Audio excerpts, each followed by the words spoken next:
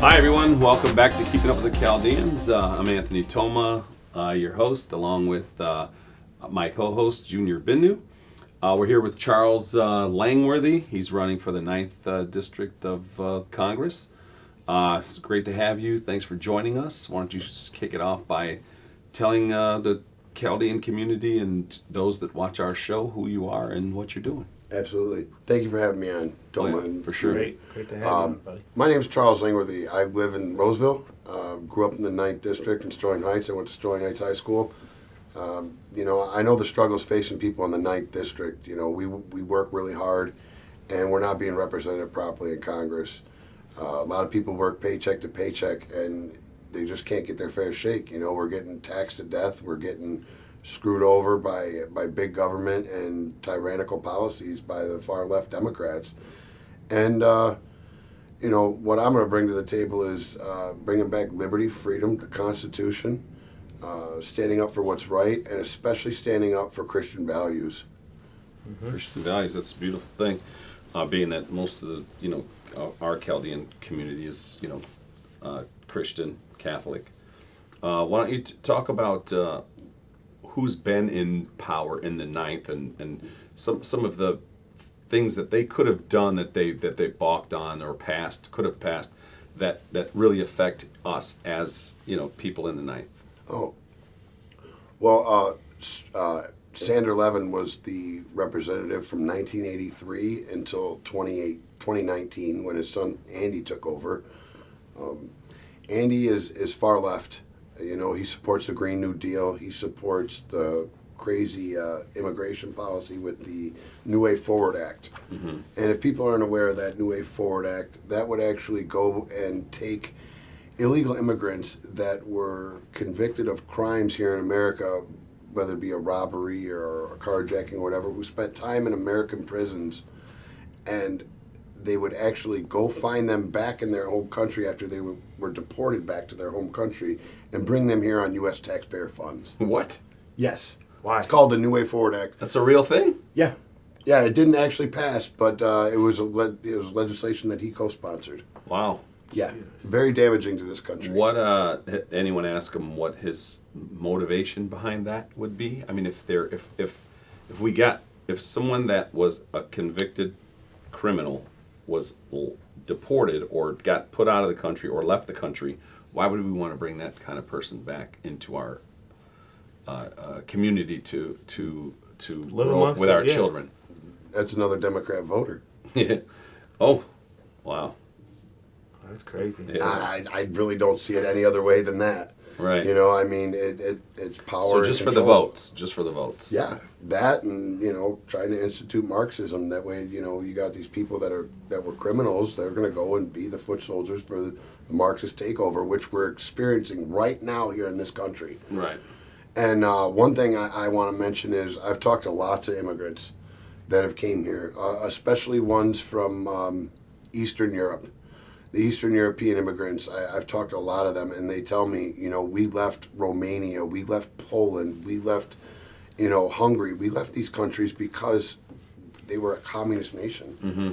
And now they come here to America, and, they're living free for 20 years here, and now they're like, wait a minute, the same thing I experienced back home, I'm now starting to see take shape and take hold here in this country, and it's something I won't stand for. Right. Yeah, that's a lot of stuff of what we're going through. I'm sure some of our so we're still first generation Chaldeans in this country, and then I'm sure some of the older generation, either that are gone or here, some rolling in their grave, and some of them that are looking at these cities that look war torn, like what they look like back home, like bombings in Baghdad. Like you got Portland looking like a burned down rubble in some parts, like it's looking like Syria, like Iraq. Right. They're not for it. They brought us here so that we can inherit and enjoy the freedom of this country. We also feel, a lot of us in the community feel, immigration is an important part of our country.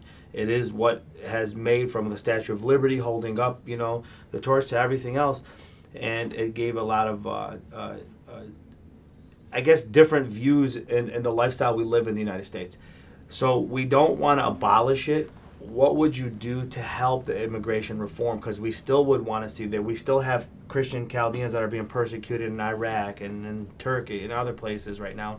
What do you feel you can do to fix and help that and align yourself with what President Trump would be doing for the immigration reform? Well, with immigration reform, we absolutely need to have immigration here in this country, but it needs to be done legally and lawfully. Okay. You can't just have an open border policy and just let people in without them being unvetted. I mean, that's Sure. crazy. Would you just let anybody on the street into your home? No. Yeah. And that's one thing I don't understand is with the left, they just think it's okay. It's like, well, then leave your door open and put a sign on your house and says, "Come on into my house, do what you want." Mm-hmm. No, immigration made this country great. Everybody immigrated here for a better life, and that's one of the greatest things of this nation. But again, like I said, it needs to be done lawfully and legally. We need to have a wall. Mm-hmm. We cannot just leave our borders unsecured like that. And as far as the persecution, there's refugee status for people around the world that are persecuted, such, the Christians in Iraq and Syria and everybody who's fleeing, the Muslims takeover and their extremism when they come to town and behead all the Christians. Absolutely, come on over. That's something we have, kind of similar to the policy we have with Cuba. Mm-hmm. They all fled communism, and when they get here to the United States shore, well, then you could be on your path to citizenship. And I'm for stuff like that. We absolutely need to have that. That's what makes us great. But just letting everybody in like that, that's totally destructive to this country. How difficult has it made it? Because before you used to have a lot of bipartisan agreements that would help stuff like reform. It's not that anymore. It's not days of like JFK and stuff like that. This is the day of now, like you're battling left to right now. How much more difficult has that made it now? Now that terms are not being so easily met on both sides right now. Like how do you accomplish goals now? Honestly, you're absolutely right on that. I think part of the problem is the left in this country have abandoned God. And when you abandon God, you're willing to be filled with whatever kind of poison comes down that pike. And as we've noticed, there's an extreme rise in atheism in this country. Growing up, I didn't know any atheists. Nobody.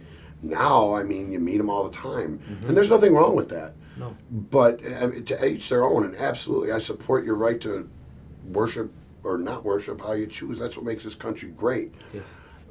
But it kind of adds to the moral decay when we take away our Christian values that this country was founded upon.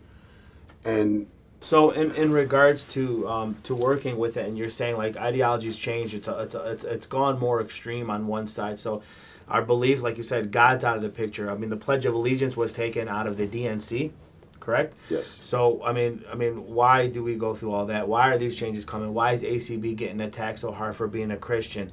The flip side, and I will gladly say this as a Chaldean Christian, you had a mockery being made on a cartoon for a Muslim person, and the threats and the shootings happened. Okay, here's the Christian side of it. You got this mockery of Jesus being a pothead, transgender or something on Netflix, and you can't go in hard and attack. Like, you're not seeing a Christian going in and saying, "I just went in up," and they just sprayed up the whole place at the Netflix corporation. You get my point? Yes. You have somebody who does something on this side of it, and this happens. Then you got that Omar garbage lady that wants to say, if I was a Muslim and under that position right now, the whole place would be saying, share Allah, whatever. It's not true. They're bringing the bullshit to the table. Just like the whole thing of saying that every black is going to get gunned down by an officer. The extreme side of it has gone too far. How do you plan on bringing that back to reality? How do we start talking about God in schools? How do we get back to doing the prayers that we used to do in schools? How does that all come about? Yeah, that's one of the biggest part of my Langworthy Liberty Pledge. That's the first pledge. We pledge to bring God back into our lives, our communities, and our schools. Okay. We need to, especially in the schools, you need to teach children that this is a Christian nation, and it is based upon Christian ideals, and the teachings of Christ. And the teachings of Christ are about human liberty and human freedom, and the ability to go and do what you want, as long as you're not hurting other people. You go around with a good moral compass, and you work hard, you keep what you earn, and you do good things for other people. and that's we've gotten this me generation because basically what's happened is we've been infiltrated by Marxism, and it really started after World War II. Joseph Stalin once said, "I will take this country over without firing a shot." Mm-hmm. Right now, we have one foot on a banana peel and the other in the grave. Yeah, they're playing the long game. They played the long game, and it's starting to come to fruition. They're putting the right people for their cause in these congressional seats where it's so important for us to start flipping some of these seats back. You know, you have so far radical left-leaning people in these seats, and you have these labels like the squad. Yes. You know, and the squad they're glamorizing these far left radical beliefs, and it's scary for me to see that happen. For guys in my generation, we're gonna all be okay. We know how to hustle. We know how to work. We know how to work within the rules of the land. System. But I'm worried about my kids. Yes. You know, and that's what this election's about. It's about the future that you want to see your kids grow up in. Do you want them to live in and around a city like Portland or Seattle or New York, or do you want them living in a free and peaceful environment? Yes. Take your choice. Which do you prefer? It's Absolutely. Good way of putting it, man. It's like how they're playing this game of strategically landing everybody. It's long game. Yeah, it's like the whole thing of like, man, we used to see this shit in the movies. I used to Right. see the movies when they used to Yep. play the Yeah. parts and there was that HBO show about the White House or whatever. Like everybody, underground getting paid to just shift here, move there, do Yeah. this. It's unbelievable. But the problem that I'm seeing is, man, I mean, I'm not biased to anything like homosexuality or African Americans or anything like that, but the agenda that's being shoved down my throat is not what I grew up on. And everyone says like, well, things change. No, they don't all change. Okay, they don't have to always change. Some stuff are your beliefs of what you're gonna stick with, but man, are they forcing some of this stuff? I want to know, how do you plan on fighting in the district, because this has been a big thing coming up. Pedophilia, Hollywood, the glamorizing.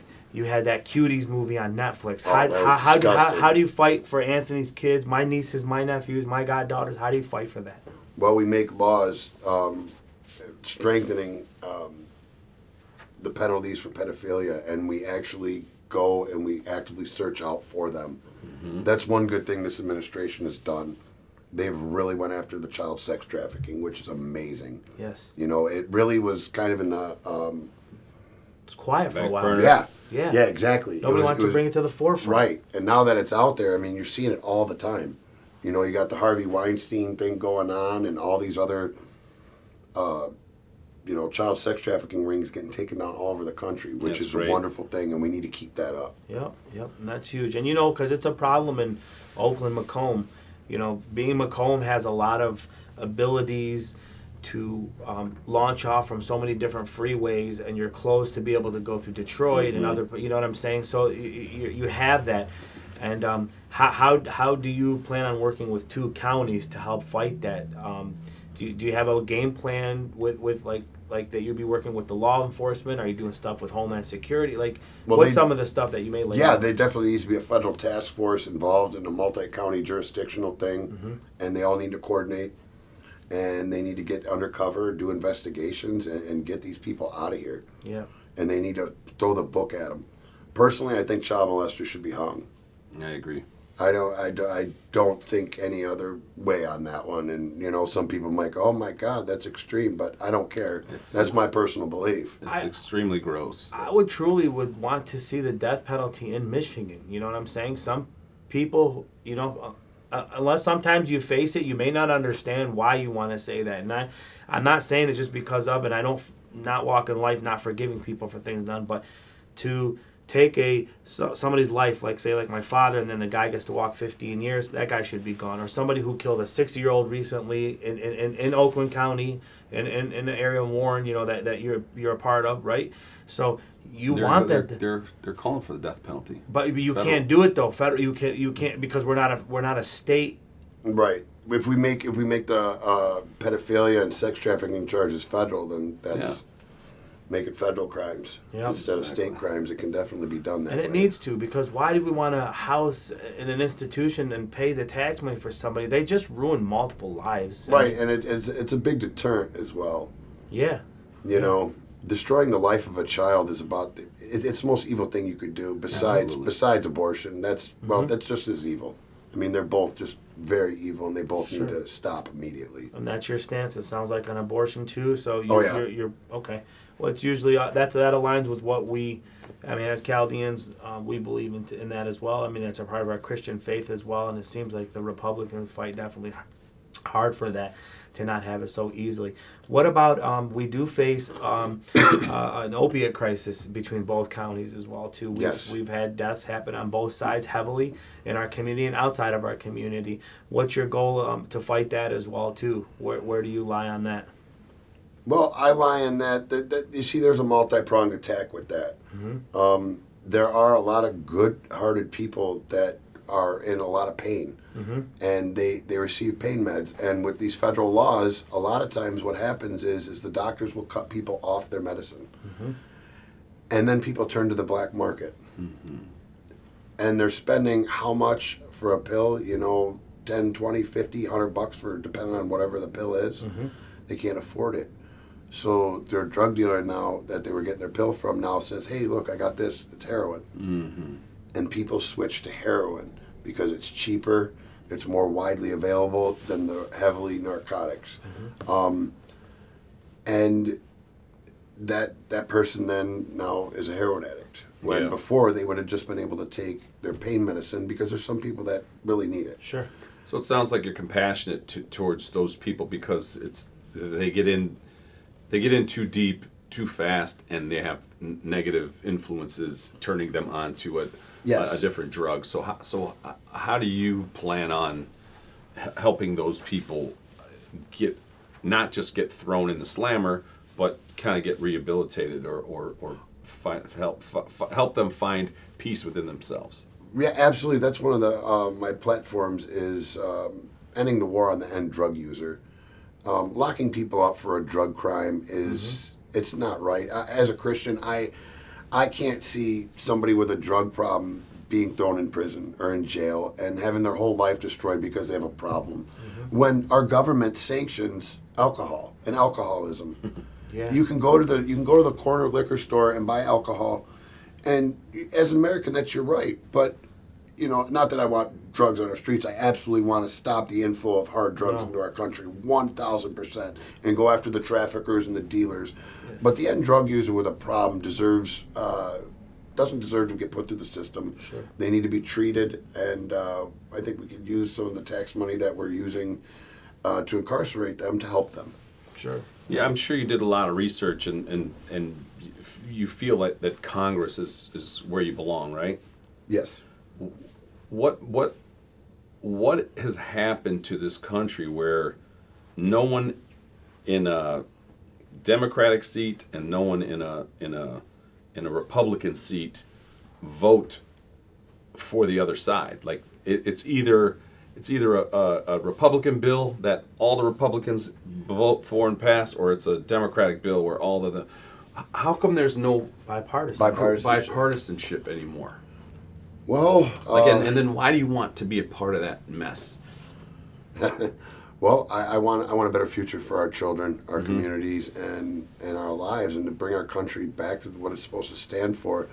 As far as the bipartisanship, it's really hard to work with a party that is trying to push a complete and utter opposite of what this country is supposed to be and what it stands for. I would love more bipartisanship. But you know, I mean, I would gladly vote on a Democratic bill if it actually made sense and it was good for America. Right. Now, if they introduce something like the New Way Forward Act, that's something I can't vote for. Yeah, that's nonsense, though. You know, and it seems like that's what a lot of what they're trying to institute. You know, and that's just something this country cannot sustain anymore. So Politics just sounds like such an evil, dirty word now. Like, politics is so dirty, and it sounds so dirty. Like, we're voting and we're putting a man into the White House, or woman, hopefully one day, putting a man in the White House, and the Democratic Congress wants to impeach that person on bullshit. I mean, where have we gone? Like, what's going on in this? Man. What's going on in the politics side of things? Because I know on the ground, in our neighborhoods, life is great. Life Right. is great. You know, We're living. it's good just ever- the media's clouding our minds and causing division, and sports are causing division. Sports used to be a place to Yeah. gather Yeah. and, you know, rah rah rah, and it doesn't matter what party lines you are or were, you're rooting for your team now. Yep. You know, so everybody comes together, roots for their team geographically, usually, and then you shake hands, you drink beers, you eat hot dogs, and you go home. And then it seems like now you have to pick a side in sports. yeah, And so now even your sports teams are being Yeah. split. Yeah. It's like basically it's like a right shame. now it's like the opposite teams are going to a Raiders game. Yeah. You know what I'm saying? Yeah, yeah. That's what Republican Democrats been. It's like you're battling. It's like a battle over every single thing, and it's been like that for about 10 to 12 years. It seems like it's picked up. You know. I didn't know a lick about politics until here. Trump got into office. I didn't know a single thing. Or can I ask you a question? Yeah. As growing up, as us Chaldeans, did we ever really look and say, "Oh, I'm going to go shoot for Republican on this No. vote"? Are we going No, for no. Democrat? We No. never did Right. that. No. We did it on. This is Charles. Charles, a great human being. Yeah. He's got great stuff, and his accolades are on point, and he's going to take care of this country. I'm going with Charles. Yeah. it's all been done by design. This is the whole purpose: divide and conquer. It's Divide the and conquer. oldest There you go. thing in the book. Yep. It's the oldest tactic to destroy a nation and take over. And you know what's going on is we have multinational corporations that there are no boundaries. You know, you have all these big companies right now here in America that have decided, hey, China's more profitable. So what am I going to do? I'm going to harm the United States of America and support harmful ideas Yep. and institute division here in the United States. Because why? That gives me access to the Chinese markets. Access to the Chinese markets means a lot more profit for me because China has more people. So guess what? That's been the biggest problem is these Yep. multinational corporations that are selling us out, and it's a form of communism. And you know, the elite, they get richer and the poor get poorer. And then they come in and they drive a wedge between everybody, get us fighting amongst each other, and they keep screwing us even harder, taking more of our Laughing slice all of the the way to the pie. bank. Laughing Yeah. all the way to the bank. Yep. That's crazy. With that separation, it's causing a lot of, it's ruffling a lot of feathers, even locally on an individual. You're a local citizen right now, and it's going to go into the next topic that I want to get into is buying a shit ton of guns and ammo right now. Are you kidding me? You can't go into places right now. I mean, 9mm bullets are out. You got 40 are out. You got Oh, yeah. the guns are out everywhere. You're buying whatever you can just get right now. You know. Paying double and triple for Paying a double, box triple. of bullets. Yes, Yes. paying Yes. double, triple. You know, I know we talked, I've seen it, but you defend the Second Amendment. Oh, yeah. So for the record, Oh, so yeah. people understand, the Second Amendment is not just for me to carry a pistol and walk around and hurrah, I got a gun. This has to do with tyranny. This has to do with what's going on. It has to do with government. It has to do with overtaking. It has to do with a lot of stuff than just to walk around with a gun on you and say, Yes. I have one for that reason. So your stand on it is what? My stand on it is the Second Amendment shall not be infringed under any circumstances whatsoever. When the government fears the people, there's liberty. When the people fear the government, there's tyranny. That is why our founding fathers gave us the Second Amendment, so that we could stand up and protect every other one of the Bill of Rights. The Second Amendment ensures that the rest of the Bill of Rights will be upheld at all times. And my stance on the Second Amendment is we need to remove anti-gun legislation, the NFA, the 68 Gun Control Act, and the Brady Bill. We also need to institute a nationwide constitutional carry, which supersedes state laws. I think it's bogus that, you can't go to certain states and everything with your guns. Mm-hmm. No, that just needs to be removed. Criminals don't obey laws. They never have and they never will. and they're going to get their guns whether they buy them from a store or whether they buy them from the streets. Of course, let's make sure that certain felons can't own guns. But I am for restoring the gun rights of certain felons. Let's say you're an 18-year-old kid, right? Mm-hmm. And you stole a car. Mm-hmm. All right. You got charged with grand theft auto. You spent a year and a half, 18 months in prison. Well, you get out, you're 21 years old. Now you're 28 years old. You haven't gotten any trouble with the law as far as a speeding ticket. You have a family.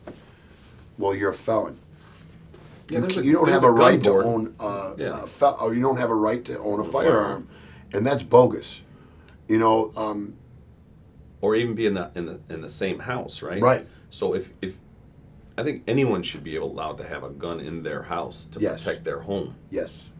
Yes. Yes. At the end of the day, because even if you're quote as a felon, if you can't get a CPL to just go through a purchaser's permit, you're still registered to your name with that gun. That gun is now to your house. You didn't do it illegally. You didn't go get it just to hold it and have something untraceable in my house to protect it because I'm a felon. And then I'm glad you said that on that felony side of it, because ACB was getting touched on this, and they were hardcore on her with this. So you have somebody you would fight for to get the ability to carry a gun. Would you do the same to say that you would, if their voters' rights were taken away for this, would you help them get their fight to let them? Okay. Yes, depending on what it is. That needs to be on a case-by-case basis. Yeah. You're a hardcore criminal and you've committed lots of crimes. That's one thing. You made mistakes and you've atoned for your sins and you've done. We all deserve a second chance. Yeah, of course. Right. That's one of the greatest things about America is it's a land of second chances. And as a Christian, I believe in forgiveness and being able to have a fresh slate.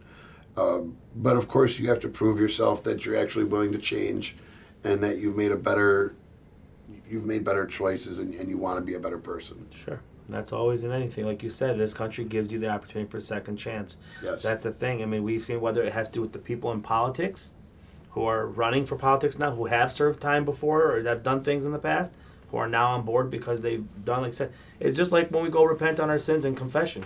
Yep. If you're willing to be able to accept it and move forward, then that makes you a greater person as a whole. One thing I want to touch on before we get into our final round here is I wanted to ask you, because we've been dealing with it for 8 months now, 7-8 months now, but where do you stand with COVID on helping out from the small businesses in these communities to COVID restrictions, the mask, all of that? Where do you see yourself between Oakland and Macomb helping out with that situation? Well, first off, one of the first things I'm going to do once elected, even before I get to Washington, D.C., is I'm going to get every small business owner in the 9th District together, and we are going to form a coalition. This coalition will stand firm and strong against any unconstitutional orders, against any lockdown restrictions.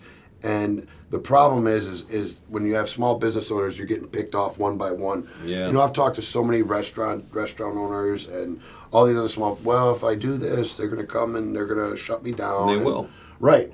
But if you get everybody standing together as one united front, and you get something such as like a GoFundMe or something like that, and willing to pay the legal fees out of that pool. Right. All the small business owners who stand firm and you do business the way you've been doing business forever, and you wave your middle finger at Gretchen Whitmer. Yes. Because that woman, yes. Okay, just that making woman sure. is an out of control tyrant. Yes. She has no right to do what she's doing. And now she's trying to circumvent and use her minions and her departments to carry out her will. I got news, Gretchen. We're not going to comply. No, we're not. I mean, she knows she got a ruling and lost the ruling. Yes. To the Supreme Court Court of Law. Yeah. Yes. And she circumvented that. I mean, that alone Goes to show is you. just grounds for just get her the heck out of office. She doesn't respect us, the voters, or the Constitution, or the law of the land. No, that's the hallmarks of a tyrant right then and there. Yes. So before we started rolling, you mentioned your knowledge of the Constitution. What's so important about the Constitution and our elected officials following the Constitution by the letter of which it was written? Well, the Constitution was pretty much a do and don't list for our government. It pretty much says American people are free and individual human beings that have rights. And the Constitution was written to restrict what the government can do, not to restrict what you can do. The Constitution was written to enshrine our rights given to us by our Creator. Mm-hmm. And they've tried perverting it really bad over the past 50 years and twisting it to their own will and trying to say, oh, well, this and that, and it's okay if we violate this, but, only here and no. The entire Constitution needs to be upheld at all times or else our country will fail. Right. And what we have today is the exact reason why we need to uphold the Constitution, because we haven't been. We wouldn't be in this position today had we upheld the Constitution the entire time. Yeah. So the Democrats are fighting, police brutality and defund the police and all that stuff. The police department, there are some bad cops, right? Oh, yeah. We want to get rid of those bad cops. Absolutely. Whitmer is fighting to shine a bright spotlight on these bad cops. Well, she's a bad politician. Right. She is the exact definition of a bad cop. She is a bad cop. She's taking the law into her own hands. She's twisting the law. She's pushing the power. Diverting. She's going around the law. Yep. That's a bad cop. Yeah.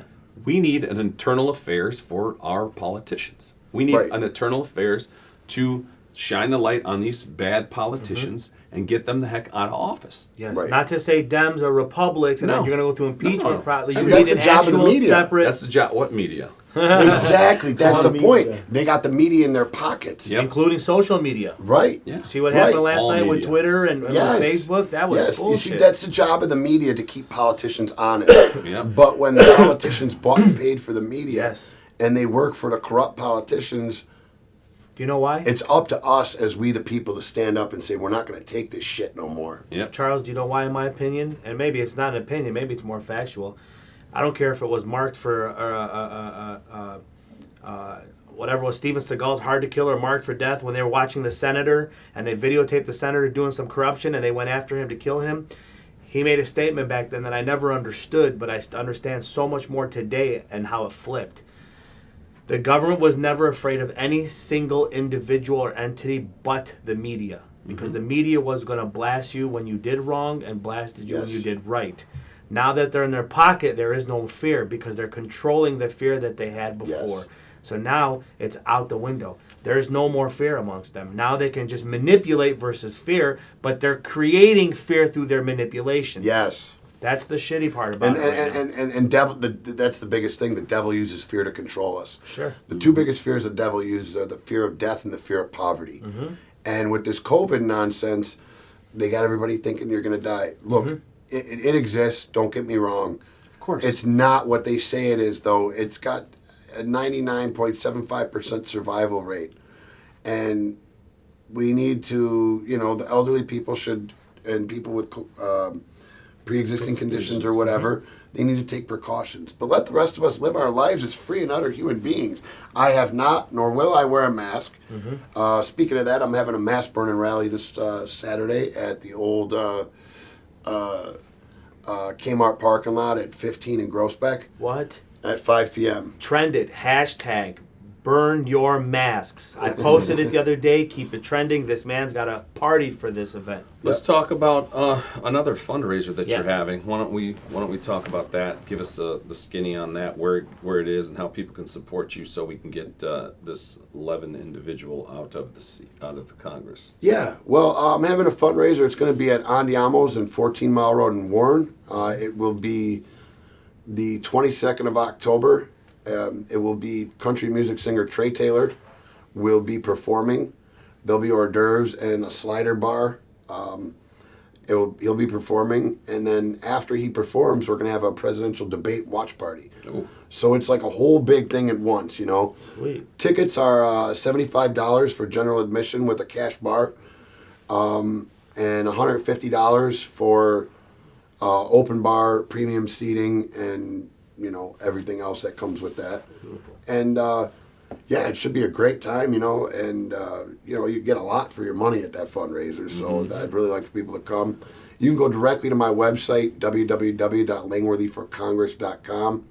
Scroll down there, and then go down there and donate. I will, whatever you donate, I will send you an email, and we'll get everything squared away, and your name will get put down on the list.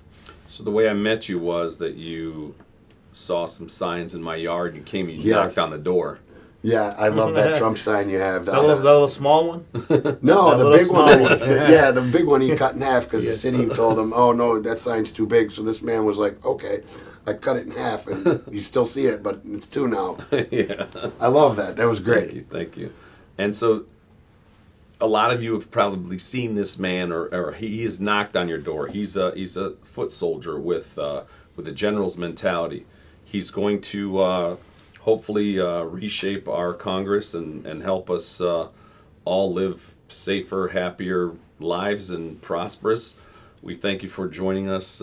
We hope to see everyone on the 22nd at his fundraiser at Andiamo's, and watch the presidential debate together. I have one question for you before you go. Usually we ask a little different for our Chaldean interviewees, but I'm going to ask you this from a different perspective and see your answer. What will it mean to you to be serving in the 9th District under U.S. Congress to help the Chaldean community and be a part of it? What would that In all mean?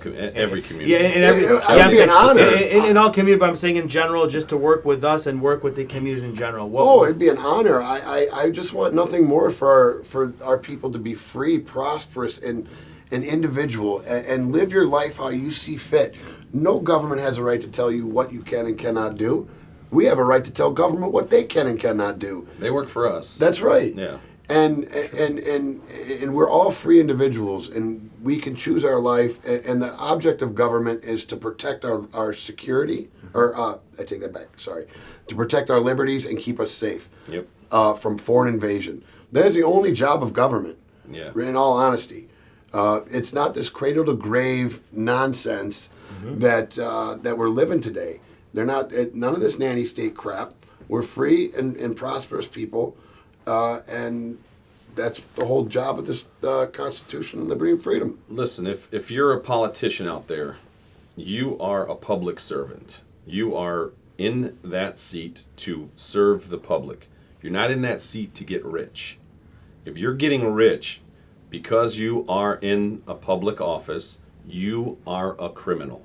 Yes. You're doing something corrupt. Yes. Plain and simple. That's why Biden and these guys are worth millions, and there's other people locally that are worth millions and stuff. So Yeah, you see the problem. Real quick, gentlemen. Yeah. I just Yeah. want to say Sure.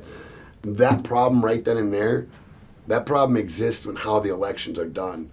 I'm not for taxpayer funded anything, but I actually am for taxpayer funded elections. Okay.